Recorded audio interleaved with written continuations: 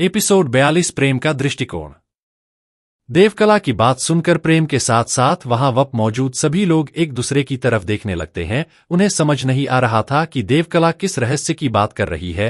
प्रेम देवकला को देखते हुए उससे पूछता है, देवकला आखिर तुम क्या कहना चाहती हो और तुम किसी रहस्य की बात कर रही हो, साफ साफ बताओ। प्रेम के पूछने पर देवकला अपना सर हाँ में हिलाते हुए कहती है, राजकुमार प्रेम, मैं आपको सब कुछ बताऊंगी, लेकिन उससे पहले आपको मुझे वचन देना होगा कि आप मेरा विवाह राजकुमार संजय से रद्द करने मदद करेंगे। देवकला की बात सुनकर प्रेम कुछ देर सोचने के बाद कहता है, ठीक है, मैं वचन देता हूं। अब बताओ तुम किसी रहस्य की बात कर रही हो। प्रेम की बात सुनकर देवकला के चेहरे पर एक संतुष्टि का भाव आ जाता है। फिर देवकला एक लंबी सांस लेते हुए कहती है, आप सभी को यह पता होगा कि महाराज के 3 पुत्र हैं, एक राजकुमार प्रेम, एक राजकुमार संजय और एक राजकुमार तेजस, जिस पर सफी अपना सरहा में हिला देते हैं। देवकला आगे कहती है, सभी को पता है राजकुमार संजय महाराज के सबसे बड़े पुत्र हैं, लेकिन किसी को यह नहीं पता है कि राजकुमार संजय रानी के नहीं बल्कि महाराज की रेमिका के पुत्र हैं। देवकला की बात सुनकर एक पल के लिए वहां पर शांति छा जाती है, जिस पर वैद्य देवदत्ता देवकला से पूछते हैं, यह तुम्हें कैसे पता? जहां तक हम सभी को पता है, महाराज की तो 2 शादियां हुई हैं। सबसे बड़ी रानी से राजकुमार संजय और छोटी रानी से राजकुमार तेजस का जन्म हुआ है। वैद्य देवदत्ता की बात सुनकर देवकला अपना सरनामे हिलाते हुए कहती है, आप सही कह रहे हैं, महाराज के 2 विवाह हुए हैं, लेकिन बड़ी रानी का कोई पुत्र नहीं है, बल्कि उनकी एक पुत्री है। और रही बात छोटी रानी की, तो उनके पुत्र राजकुमार तेजस है। देवकला की बात सुनकर सुमति देवकला के पूछती है,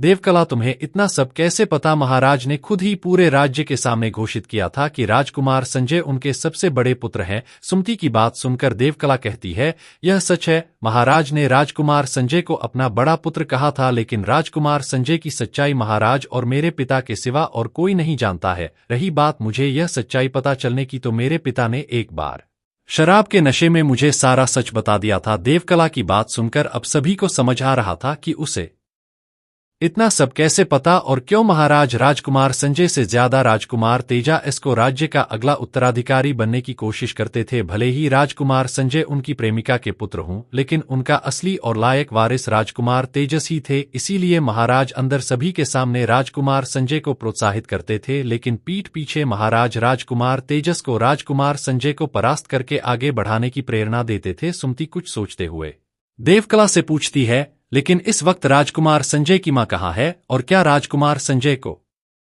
इस बारे में पता है? सुमति की बात सुनकर देवकला कुछ कहने से पहले एक पल शांत रहती है, फिर उदास होकर कहती है, नहीं, राजकुमार संजय को इस बारे में कुछ भी नहीं पता है। जब राजकुमार संजय केवल 1 वर्ष के थे, तब उनकी मां महाराज के पास उन्हें लेकर आई थी। तब शायद महाराज ने किसी औरत को करने का आदेश दिया था। जब महाराज ने राजकुमार संजय की मां को अपने सामने देखा, तो महाराज उन्हें भी मृत्यु दंड देना चाहते थे, लेकिन पता नहीं कैसे बड़ी रानी को इस बारे में पता चल गया और उन्होंने महाराज को मृत्यु दंड देने से रोक लिया।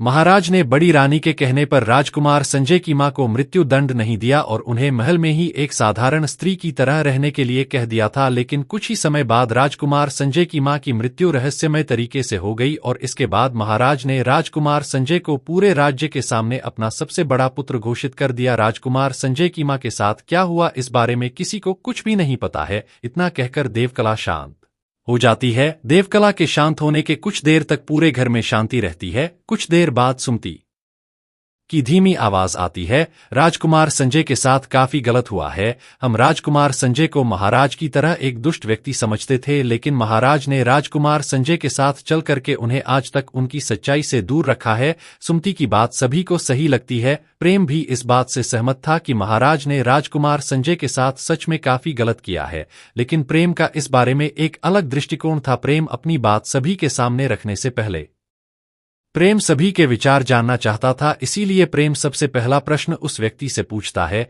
जिसने इस रहस्य से पर्दा उठाया था। देवकला से प्रेम पूछता है, देवकला, तुमने राजकुमार संजय से विवाह न करने का निर्णय क्यों लिया? जहां तक मैं जानता हूं, तुम पहले से राजकुमार संजय को पसंद करती थी, तो इस बीच ऐसा क्या हुआ कि तुम राजकुमार संजय से विवाह के प्रस्ताव को माना करवाना चाहती हो? प्रेम के द्वारा पूछे गए इस प्रश्न से देवकला थोड़ी घबरा जाती है, लेकिन खुद को संभालते हुए देवकला कहती है, यह सच है कि मैं राजकुमार संजय से प्रेम करती थी, लेकिन अब मैं किसी और को पसंद करती हूँ। रही बात राजकुमार संजय से विवाह के प्रस्ताव को मना करने की, तो मेरे पिता इस बात से कभी सहमत नहीं होते। उन्हें पता है कि राजकुमार संजय महाराज और उनकी प्रेमिका के पुत्र हैं, और मेरे पिता मेरा विवाह राजकुमार संजय से करवा के महल में अपनी प्रतिष्ठा को और बढ़ाना चाहते हैं। मेरे पिता अच्छे से जानते हैं कि महाराज राजकुमार संजय की सच्चाई कभी भी सामने नहीं आने देंगे, लेकिन मैं किसी को अपने ऊपर पैर रखकर आगे बढ़ाने नहीं दे सकती हूँ। इसीलिए मैं चाहती हूँ कि आप मेरा और राजकुमार संजय का विवाह रोकने में मेरी मदद करें। सभी लोग देवकला की बात को बड़े ध्यान से सुन रहे थे, लेकिन सुमति का ध्यान देवकला की एक बात पर अटक जाता है। अब मैं किसी और को पसंद करती हूँ। इस बात को सोचते हुए सुमति अपने मन में कहती है, देवकला, मैं जानती हूँ कि तुम किसे पसंद करती हो, वह राजकुमार प्रेम है, लेकिन मैं भी देखती हूँ कि तुम उनसे विवाह कैसे करती हो। देवकला की सारी बातें सुनने के बाद प्रेम सुमति की तरफ देखते हुए कहता है, सुमति, तुम इस बारे में क्या सोचती हो? प्रेम के पूछने पर सुमति कहती है, भले ही राजकुमार संजय के साथ महाराज ने गलत किया है, लेकिन राजकुमार संजय अभी सिंहासन प्राप्त करने की प्रतियोगिता में है और इस वजह से वह आपके लिए खतरा है। सुमति की भी बात सभी को सही लगती है। इसके प्रेम वैद्य देवदत्त की तरफ देखते हुए उनसे पूछता है, वैद्य जी, आप बताइए, आप इस बारे में क्या सोचते हैं? प्रेम के पूछने पर वैद्य देवदत्ता का जवाब आता है, मैं कुमारी सुमति की बात से सहमत हूं, लेकिन मैं यह भी चाहता हूं कि राजकुमार संजय को महाराज की सच्चाई पता चले और उन्हें अपनी मां के बारे में भी पता चले, क्योंकि यह उनका अधिकार है। इसके बाद प्रेम राम सहाय की तरफ देखा है। राम सहाय समझ जाता है कि प्रेम उससे भी इस बारे में राय मांग रहा है। राम सहाय कहता है, राजकुमार, मैं आपके साथ हूं, आप जो भी फैसला लेंगे मैं उसे फैसले को स्वीकार करूंगा, मुझे इस बारे में कुछ भी नहीं कहना है। राम सहाय की बात सुनकर प्रेम मुस्कुरा देता है।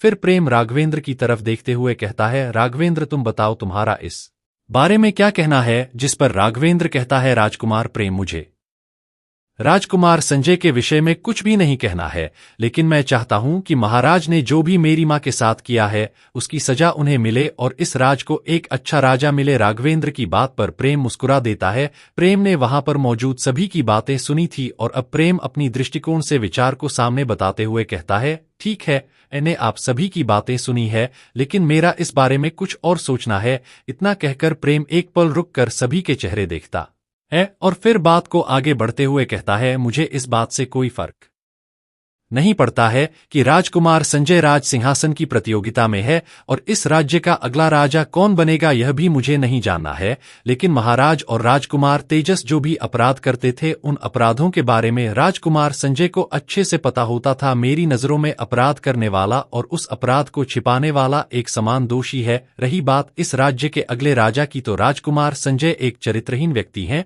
राज्य में सभी जानते हैं कि राजकुमार संजय हर रोज एक नई लड़की के साथ रात गुजारते हैं। बात करें राजकुमार तेजस की, तो वह एक षड्यंत्रकारी व्यक्ति है जो अपने फायदे के लिए किसी को मारने के लिए भी एक बार नहीं सोचेगा। इसीलिए मैं चाहता हूं कि महाराज को उनके किए की सजा मिले और राजकुमार तेजस के साथ साथ राजकुमार संजय को महाराज आपका साथ देने के अपराध में दंड मिले। प्रेम की सारी बात सुनकर सभी कुछ देर चुप रहते हैं, क्योंकि उन लोगों ने प्रेम के नजरिए से इस बारे में सोचा ही नहीं था। लेकिन सभी के मन में एक प्रश्न आ रहा था। वैद्य देवदत्ता अपने मन के प्रश्न को रोक नहीं पाते हैं और प्रेम से पूछते हैं, राजकुमार प्रेम, अगर राजकुमार संजय और राजकुमार तेजस दोनों को उनके किए का दंड दिया जाएगा तो क्या आप इस राज्य के अगले राजा होंगे? वैद्य देवदत्ता की बात सुनकर प्रेम मुस्कुराते हुए कहता है, मैं इस छोटे से राज्य का राजा बना नहीं चाहता हूं, मैं तो पूरे संसार का राजा बनना चाहता हूं। लेकिन इस राज्य को अगर कोई अच्छे से संभाल सकता है तो वह है राजकुमार राघवेंद्र, जो इस राज्य को और इस राज्य की प्रजा को अच्छे से संभाल सकते हैं।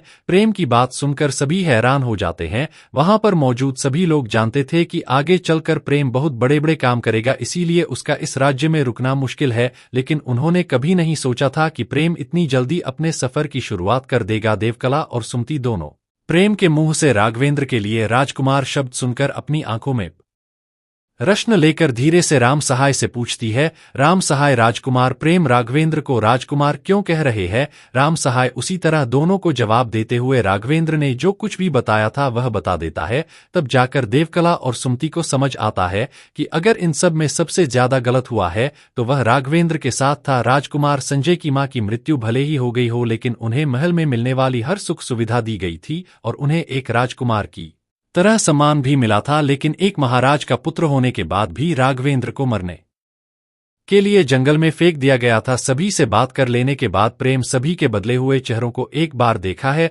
फिर सुमति से कहता है, सुमति कल सूर्य उदय होते ही तुम वैद्य देवदत्ता और राघवेंद्र को शक्ति प्रदर्शन के मैदान पर ले आना, मैं तुम्हें वहीं आकर मिलूंगा। सुमति से इतना कहने के बाद प्रेम राम सहाय के साथ वहां से जाने लगता है।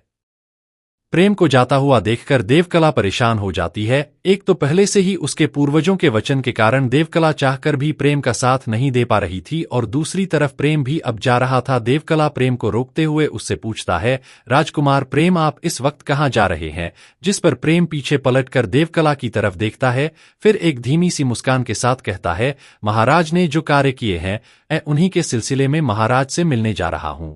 इतना कहकर प्रेम राम सहाय के साथ वैद्य देवदत्त के घर से निकल जाता है। इस वक्त रात का तीसरा प्रहार चल रहा था और राज्य की सभी सड़कें खाली थी। यह बात प्रेम के लिए सबसे अच्छी साबित हो रही थी, क्योंकि अगर प्रेम अपने स्त्री रूप में दिन की रोशनी में बाहर निकलता तो बहुत से पुरुषों का दिल उस पर आ जाता और प्रेम के लिए मुसीबत खड़ी हो जाती। काफी दूर चलने के बाद प्रेम को बड़ा सा महल दिखाई देता है और उसके में द्वार पर सैनिकों का पहरा भी दिखाई देता है। महल के सैनिकों को देखकर राम सहाय प्रेम से कहता है, राजकुमार महल के मुख्य द्वार पर सैनिक हमेशा खड़े रहते हैं और थोड़ी थोड़ी देर में यह बदल जाते हैं, हम लोग मुख्य द्वार से अंदर नहीं जा सकते हैं। राम सहाय की यह बात सुनकर प्रेम उसे पर ध्यान नहीं देता है और धीरे से महल के पास के बने घर के अंदर घुस जाता है। असल में प्रेम और राम सहाय दोनों को नहीं पता था कि यह घर किसका है, क्योंकि इतने सालों से यह घर खाली पड़ा था। राम सहाय और प्रेम जैसे ही घर के अंदर प्रवेश करते हैं, उन्हें किसी के दर्द में करहाने की आवाज सुनाई देती है। यह आवाज प्रेम और राम सहाय दोनों को सुनाई दी थी। आवाज सुनकर दोनों एक दूसरे की तरफ देखते हैं और फिर भी में कदमों से उसे तरफ चलने लगते हैं जिस तरफ से यह आवाज आ रही थी। कुछ दूर चलने के बाद उन्हें एक कमरे के अंदर से किसी के जोर से चिल्लाने की आवाज आती है, हमने तुम्हारे भाई को तो खत्म कर दिया है, अगर अभी तुमने यह नहीं बताया कि राजकुमार प्रेम कहाँ है, तुम्हारे इस भाई को मैं मार दूंगा। यह बात सुनकर प्रेम तुरंत समझ जाता है कि होना हो इस कमरे के अंदर जिन लोगों से सवाल पूछे जा रहे हैं वह छोटे और बड़े हैं, जिनके भाई ने प्रेम को बचाने के लिए अपनी जान दे दी। प्रेम और राम सहाय धीरे से एक खंभे के पीछे छुप जाते हैं और अंदर हो रही बातों को ध्यान से सुनाने लगते हैं। सो गाइस, आज के लिए इतना ही। अगले चैप्टर में मिलेंगे कहानी के अगले भाग को लेकर। तब तक आप अपना और अपने परिवार का ध्यान रखें। To be continue, please listen more to the next episode.